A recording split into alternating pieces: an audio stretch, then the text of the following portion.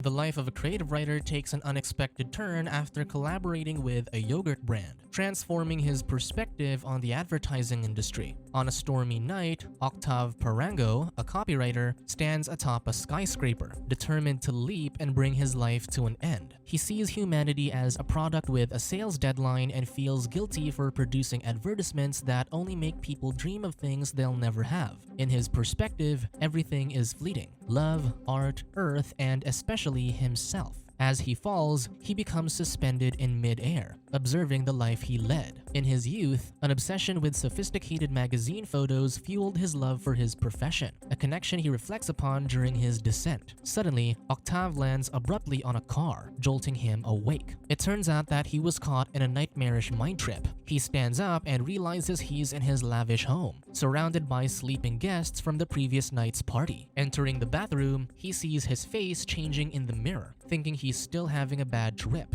Then he throws up in the bathtub, waking up a woman who was sleeping there. Later, Octave indulges in an illicit substance. Reflecting on his achievements in the first 33 years, he admits he's not a nice guy. Subsequently, he changes into his luxurious clothes, implying he is well paid as a creative. On his way to work, he thinks about being a copywriter. The rich guy admits he spent his life manipulating people for a big paycheck, writing catchy slogans to make them dream and buy stuff they don't need. Octave reaches Ross and Witchcraft, one of the world's largest advertising firms. Riding a scooter to the 14th floor, he exchanges smiles with colleagues. He then greets his strict creative director, Marc Maronier, who reminds him about an upcoming afternoon presentation with Madon, a manufacturing company in the dairy sector. Octave views his job as a challenging but well-compensated profession, yet it wasn't primarily the money that drew him to it. As a teenager, he discovered his passion for copywriting while watching movies, finding the ads more entertaining than the films themselves. In his office, Octave greets Charlie, his artistic director known for sharing random photos online during work. Their interaction is cut short when a staff member enters, directing them to the stage for an ad shoot. On the set, they witness Steven, the photographer, inappropriately fixating on the model while taking photos. Octave turns to Charlie, questioning if the man was briefed on the sauerkraut ad.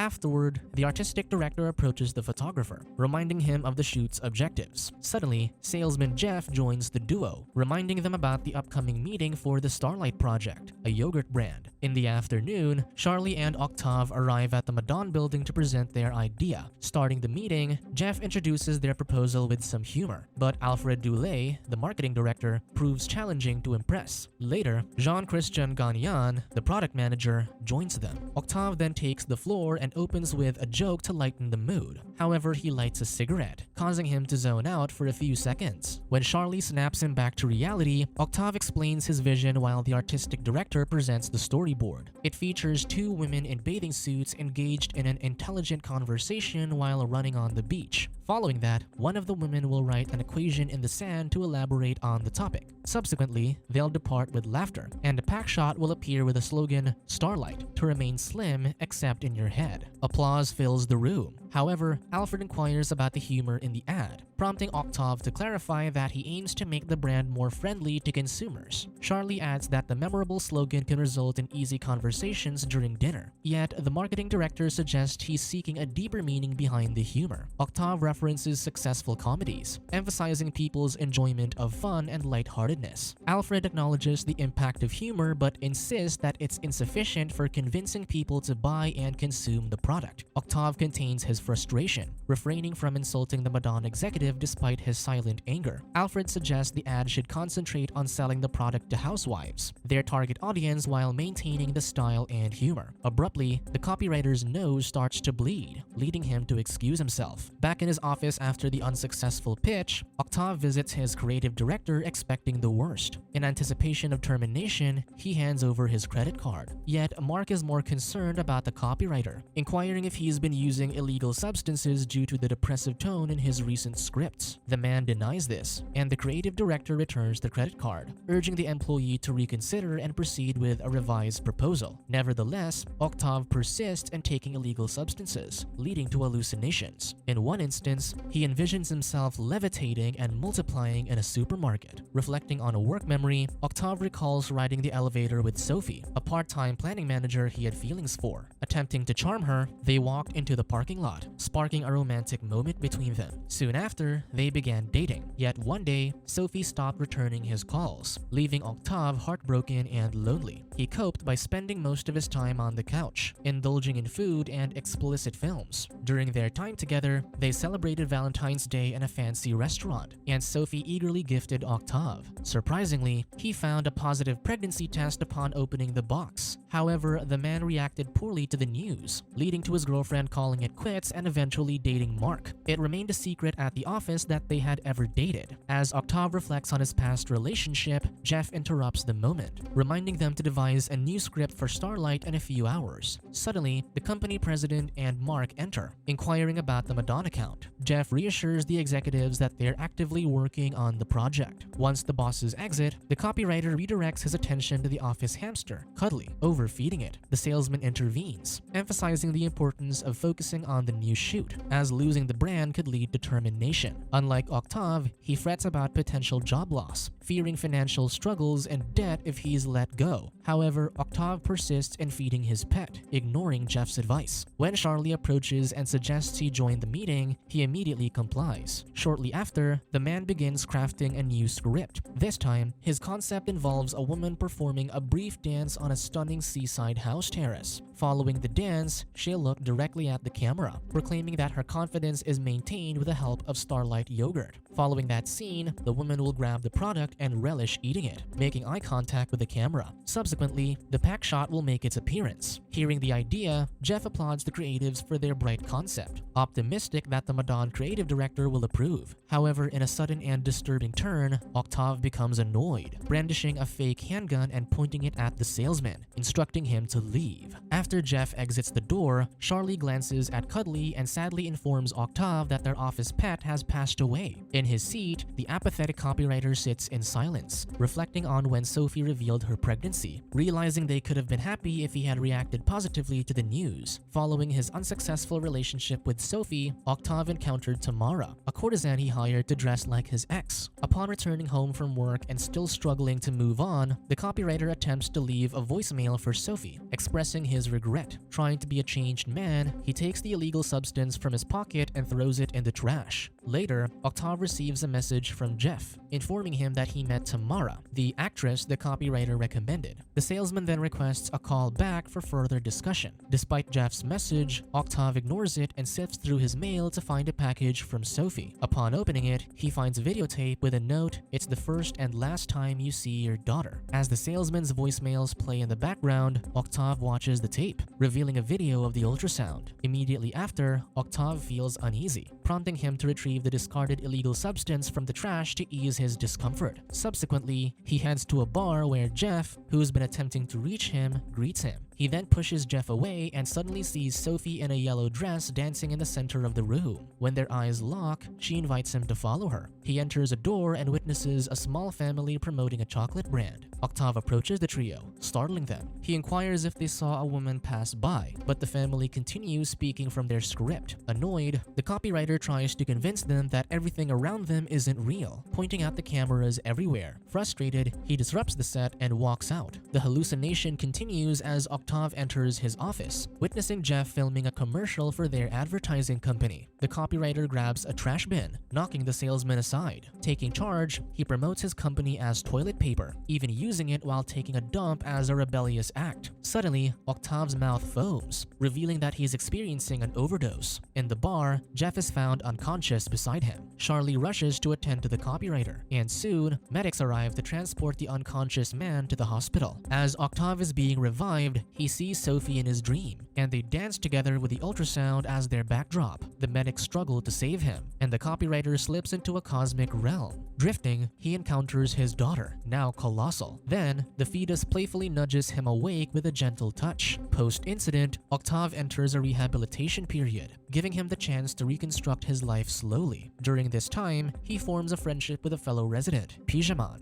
Upon completing his treatment, Jeff and Charlie pick him up. Despite what happened in the bar, the salesman, now wearing a halo brace, has no resentment toward the copywriter. He warmly greets him with a smile. Nevertheless, during the car ride, Octave discovers that Mark tragically took his own life just days ago, and Sophie has relocated to Canada. At the cemetery, the copywriter vows to avenge his superior, revealing that Mark was fired at the agency seminary. Back at work, he joins the pre-production meeting where every detail for the ad shoot is meticulously planned. The attendees include Fabienne, the TV producer, and Giovanni Del Toro, a film director. Shortly after the meeting, Charlie assumes control and introduces two potential actresses for the brand. Alfred promptly dislikes the first woman based on her skin color, favoring Tamara, the second option, as his preferred model for the product. As the discussion concludes, Octave is entirely inattentive, pondering the broader implications of the product's release on society. Giovanni becomes frustrated with the numerous takes during the commercial shoot in Miami. Taking charge, the copywriter seizes the megaphone from the director, offering advice to Tamara that results in an improved performance. Afterward, as they prepare for the pack shot, he discusses it with the director, proposing they create their version instead. Shortly after, Alfred commends Octave for his excellent work before departing the set. Excitedly, Charlie approaches his friend, revealing they've been offered the position of creative director, complete with an attractive salary and benefits. Initially reluctant, the copywriter declines the creative director position, but his friend Charlie signs him up anyway. Following this decision, he heads to the set, calling off the shooting of the pack shot to film their version instead. Following the project's success, Charlie, Octave, and Tamara celebrate their triumph. Then, the copywriter purchases an illegal substance from a stranger he meets on the street. Unbeknownst to them, the transaction attracts the attention of the police, who begin following them as they drive away. Under the influence of the illegal substance, the trio becomes disoriented. In the midst of this, Octave unintentionally injures pedestrians and the two pursuing police officers. After the tragic incident, the copywriter regains consciousness on a plane. Tamara sits beside him, silent and disoriented, while Charlie panics. Glancing at his clothes, he notices blood, prompting him to quickly cover it up to hide it from the approaching stewardess. Jeff celebrates Octave and Charlie's promotion to creative directors at the office. However, amidst the celebration, the police are about to arrive to question them. Suddenly, Octave receives a call from Sophie. However, he hears his ex-girlfriend's mom on the line when he answers. The older woman reveals that they've listened to his voicemails to their daughter, who tragically ended her life in Senegal with Mark because of him.